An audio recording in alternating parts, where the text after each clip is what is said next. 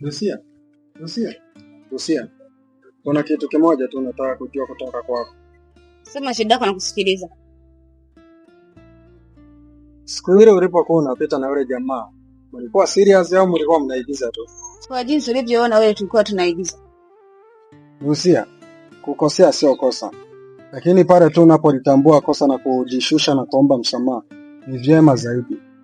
Tena usinifuatilie. Nadhani mtakuwa umeelewa. Hasa mbona unaondoka sasa? Au mimi kuzungumza naye nimekosea?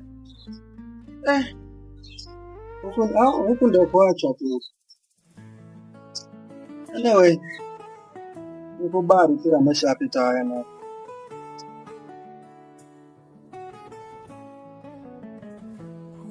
ndio usalitiwa kujionea. Tulianzia mbali sana tukapotea.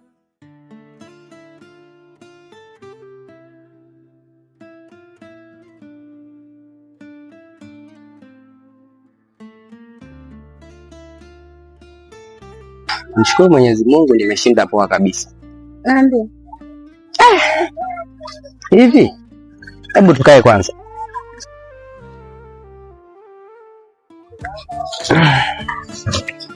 Mariam. Ndio.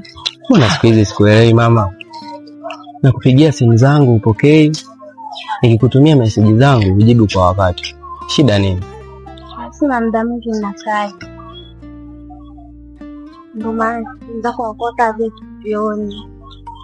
Sawa, muda mwingi unakuwa una kazi, lakini kuna muda inabidi utenge kwa ajili yangu.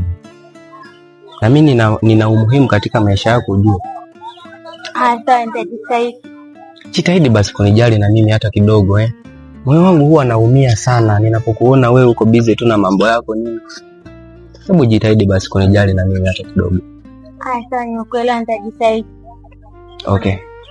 Tumekuja na kiasi kidogo hapa cha pesa.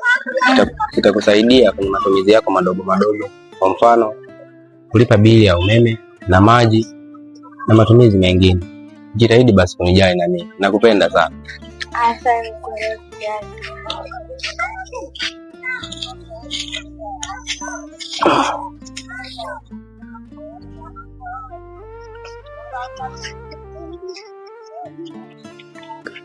Yeah. Asante. Jitahidi basi kunijali na mimi hata kidogo, si unaona mimi nakupenda sana. Tashukuru sana. Asante.